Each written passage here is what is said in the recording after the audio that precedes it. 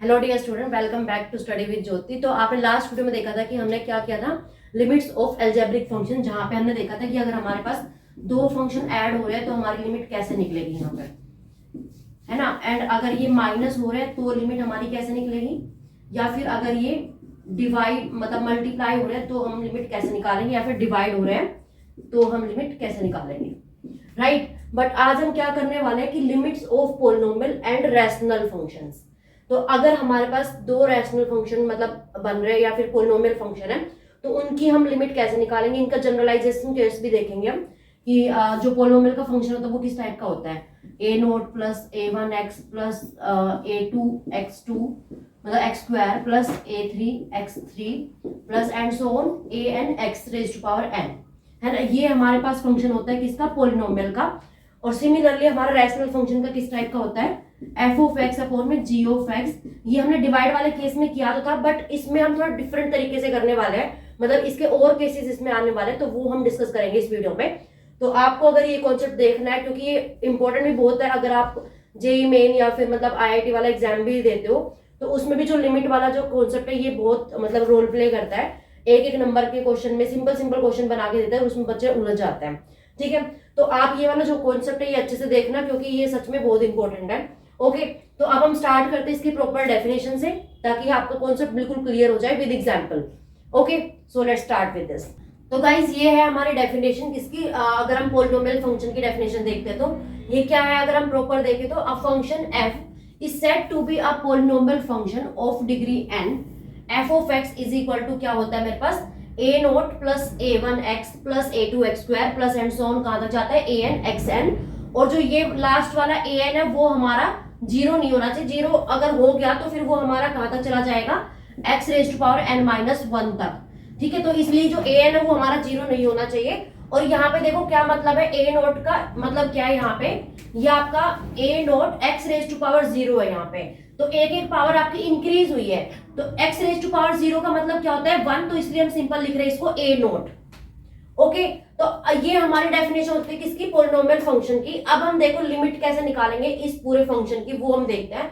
तो आपको एक चीज पता है कि अगर मैं देखती हूँ limit x tends to a और x की ओनली, तो इसकी लिमिट क्या होगी, सिंपल कि आप यहाँ पुट कर दोगे a, है ना। तो इसकी लिमिट क्या हो जाएगी मेरे पास, simply a, right. And similarly अगर मैं देखती हूँ limit x tends to a, यहाँ पे x स्क्वायर, तो x स्क्वायर को मैं कैसे लिख सकती हूँ, limit x tends to a x into x। अब आप लास्ट वीडियो अगर आपने देखी है तो हम मल्टीप्लीकेशन वाला रूल लगा सकते हैं। यहाँ पे जो हमने दो फंक्शन की अगर मल्टीप्लीकेशन करते हैं तो लिमिट कैसे निकालते हैं, वो सेपरेटली इन पे अप्लाई हो जाती है। तो यहां से मेरे पास क्या आ जाएगा, limit x tends to a, x पे लिमिट निकलेगी मतलब इस पे अप्लाई होगी, into limit x tends to a और इस अलग अलग x पे, ठीक है। तो अब आपको पता है कि इसकी जो लिमिट होती है वो मेरे पास क्या होती है, a होती है। तो यहाँ पे हम कर देंगे a पुट, और सिमिलरली यहाँ पे a आ जाएगा, तो मतलब क्या आ गया, a स्क्वायर। तो आप क्या देख पा रहे हो यहाँ पे कि अगर मैं लिमिट कैलकुलेट करती हूँ x tends to a x square, तो ये मेरे पास क्या आ रही है, ए स्क्वायर, राइट। तो अगर मैं इसको जनरलाइज केस में सोल्व करूं, मतलब अगर एक्स क्यूब निकालती हूँ या एक्स फोर निकालती हूँ, तो ये मेरा अगर मैं जनरलाइज केस का मतलब क्या है, अगर मैं एक्स रेज्ड पावर एन के लिए देखती हूँ, इस पे लिमिट अगर मुझे कैलकुलेट करनी है एक्स टेंड्स टू ए पे, ठीक है। तो ऐसे ये हमारा किस तरीके का हो जाएगा, x into and so on, x मतलब एन टाइम्स हो जाएगा, राइट। तो यहाँ पे x tends to a limit, तो ये मेरा क्या आ जाएगा बेसिकली कि a raise to power n। Okay, तो इसी तरीके से मैंने ये लिमिट निकाली, तो अब आप इस फंक्शन की लिमिट निकाल सकते हो, राइट। तो बस इसमें हमें क्या करना है, दोनों तरफ लिमिट अप्लाई करनी है। और जो ये a naught a one a two है, ये सारे क्या मेरे कांस्टेंट है, तो कांस्टेंट फंक्शन मेरे आगे आ जाएंगे। उसके बाद फिर हमारी लिमिट अप्लाई हो जाएगी किस पे, x पे, x स्क्वायर पे, xn पे, राइट। तो चलो अब एक बार इसे हम देख लेते हैं। तो गाइस मैं क्या कर दूंगी, यहाँ पे आप लिमिट अप्लाई कर दूंगी, limit x tends to a, ठीक है, दोनों side x tends to a मैं लिमिट अप्लाई कर रही हूँ, और ये मेरे पूरे फंक्शन पे अप्लाई हो जाएगी। ओके, तो अब इसको हम सोल्व कर सकते हैं, क्योंकि आपको दिख रहा है कि सारे अलग अलग फंक्शंस हैं और एडिशन में है। तो आपने एक प्रॉपर्टी देखी थी कि अगर मेरे पास f of x plus g of x होता है, इसके ऊपर अगर मैं लिमिट अप्लाई करती हूँ, ठीक है, तो ये मेरा क्या आ जाता है, अलग अलग फंक्शन पे हम लिमिट लगा देते हैं, मतलब कि limit f of x tends to a plus limit g of x tends to a, right. फिर अलग अलग फंक्शन पे हम लिमिट कैलकुलेट करते हैं, तो उसी तरीके से हम इसमें देखने वाले हैं। तो यहाँ पे हमारा किस तरीके से हो जाएगा, ये limit x tends to a, f of x left side में मेरे पास ये रहेगा, और इसको हम एक्सपेंड कर देंगे, मतलब अलग अलग कर देंगे, इसको सबको सेपरेटली अप्लाई करेंगे लिमिट। तो limit x tends to a naught plus limit x tends to a1 x plus limit x tends to a2 x square plus and so on, कहां तक चला जाएगा लास्ट तक, limit x tends to an x raise to power n, right. तो यहाँ पे क्या हो जाएगा हमारे पास, अब आपको पता है a नोट जो है वो हमारे पास कांस्टेंट फंक्शन है, तो ये तो एज इट इज रहेगा a नोट। अब सब में हम ये अप्लाई कर देंगे, देखो अब a1 a2 एंड an जो है वो मेरे सारे क्या है, कांस्टेंट फंक्शन है, मतलब कांस्टेंट नंबर है। जैसे कि मैंने आपको वो केस बताया था एक lambda into F of x वाला, ठीक है। तो अगर हम इसके ऊपर लिमिट अप्लाई करते हैं तो ये जो लैम्बडा होता है वो मेरा आगे आ जाता है, और लिमिट अप्लाई होती है फंक्शन पे जो वेरिएबल होता है। यहाँ पे suppose x tends to a है मेरे पास, ठीक है। तो गाइस यहाँ पे क्या हो जाएगा, a नोट मेरा एज इट इज, अब सब में क्या है, ये जो कांस्टेंट है a1 a2 एंड an तक वो मेरे आगे आ जाएंगे, लिमिट अप्लाई हो जाएगी x स्क्वायर एंड xn पे। तो ये क्या हो जाएगा, simply a1 limit x tends to a x plus a2 limit x tends to a x square plus and so on, कहां तक चला जाएगा ये an मेरा आगे limit xn x tends to a।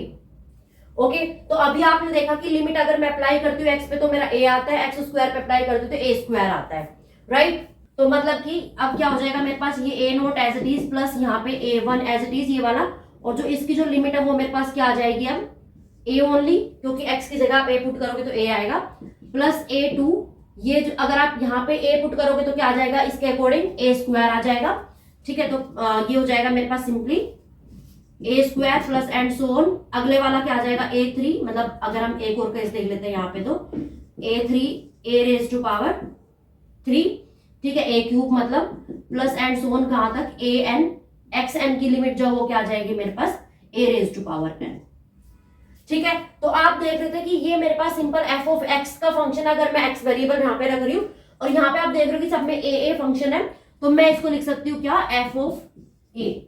तो मतलब आपने क्या देखा कि लिमिट अगर मैं अप्लाई करती हूँ x टेंड्स टू a पे, f ऑफ मतलब x पे ये मेरी लिमिट है x tends to a and function मेरा f ऑफ x है, तो ये मेरा क्या आ रहा है, सिंपली बस f ऑफ a, ठीक है।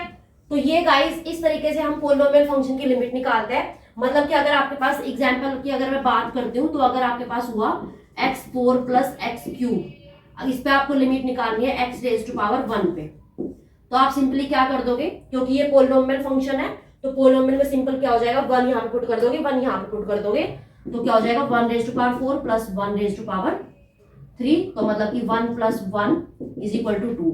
अगर ये मल्टीप्लाई में भी होता है यहाँ पे 4, तो क्या हो जाता है 1 plus 4 into 1, that is 1 plus 4 is equal to 5, क्योंकि अगर मैं कॉन्स्टेंट यहाँ पे मल्टीप्लाई करते हो तो, ठीक है।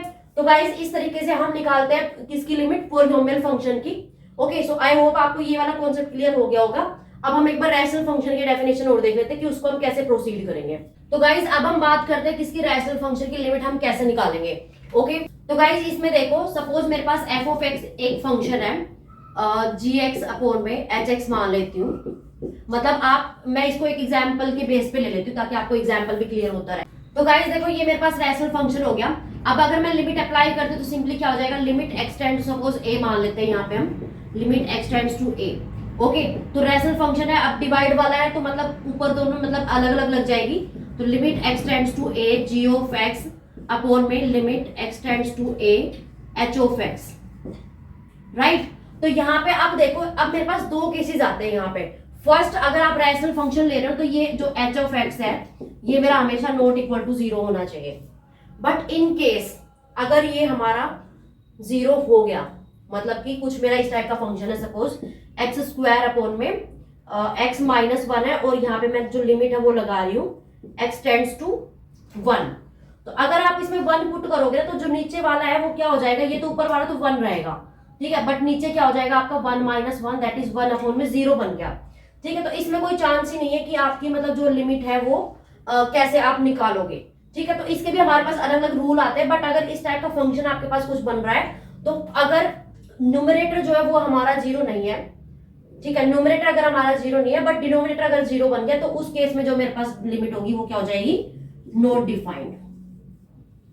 क्योंकि आपको पता है किसी भी फंक्शन के डिनोमिनेटर में जीरो आती है वो अनडिफाइंड फंक्शन बन जाता है, ठीक है। अब दूसरा केस जो आता है वो मेरे पास ये होता है कि अगर मेरे पास न्यूमरेटर भी जीरो हो गया तो और डिनोमिनेटर तो है ही जीरो, तो मतलब इस केस में किस फॉर्म का बन जाएगा, 0/0 की फॉर्म में, ठीक है। तो इसमें हम कैसे लिमिट कैलकुलेट करेंगे, इसका मैं आपके पास एक एग्जांपल ले लेती हूँ, उसके बेस पर हम सोल्व कर लेंगे। तो गाइज ये मैंने फंक्शन लिया, अब आप यहाँ पे जब लिमिट पुट करोगे तो ये आपका बन रहा है 0/0 फॉर्म का, ठीक है। तो ये आपका क्या हो जाएगा, 2 क्यूब हो जाएगा यहाँ पे, 2 cube minus 2 into 2 square that is 2 cube ही होगा यहाँ पे भी। तो ये 0 ऊपर बन गया और नीचे भी आप जब पुट करोगे 2 को तो ये 2 स्क्वायर हो जाएगा और माइनस 5 दूनी 10 प्लस 6 तो ये 2 दूनी 4 हो जाएगा इधर, ठीक है। ये प्लस का तो ये भी 0, मतलब 0/0 की फॉर्म का बन रहा है। तो इस केस में हम क्या करेंगे वो आपको देखने की जरूरत है। अगर मेरा 0/0 की फॉर्म में बन रहा है, ठीक है, तो उसमें आप कर दोगे कुछ फैक्टराइजेशन वगैरह। तो यहाँ पे अगर आप देख रहे हो तो ऊपर मैं कैसे सोल्व कर सकती हूँ इसको देखना आप, ठीक है। तो ये मेरा ऊपर कैसे हो जाएगा, limit x tends to 2 x square अगर मैं कॉमन ले लूं ऊपर से तो क्या बन जाएगा x माइनस 2, और नीचे अगर मैं फैक्टराइजेशन लगाऊं यहाँ पे तो क्या बन जाएगा x square minus 3x minus 2x plus 6, ठीक है। तो ये हो जाएगा x माइनस 3 माइनस 2 और x माइनस 3। तो ये मेरे पास आ गया बेसिकली x माइनस 3 और x minus 2 by factorization method. तो आपको फैक्टराइजेशन वाला भी आना चाहिए कैसे हम करते हैं। अगर आपका डाउट है तो आप बता देना, मैं अलग वीडियो में इसको एक्सप्लेन कर दूंगी।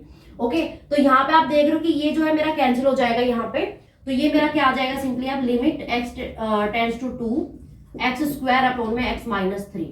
तो अब आप देख रहे हो कि अब अगर आप इसमें 2 पुट करोगे तो ये मेरा 0 नहीं बन रहा, तो मतलब आप यहाँ पे आप लिमिट पुट कर सकते हो। तो ये आ जाएगा 2 2 जा 4 अपॉन में 2 माइनस 3 दैट इज 4 अपॉन में माइनस 1 दैट इज माइनस 4, ठीक है। तो अगर 0/0 की फॉर्म का बन रहा है तो हम इस तरीके से लिमिट कैलकुलेट करते हैं, और या फिर अगर सिंपली नहीं बन रहा तो मतलब उसकी लिमिट जो है वो हमारी अनडिफाइंड आ जाएगी अगर हमारा डिनोमिनेटर किसी पर्टिकुलर केस में 0 हो रहा है तो।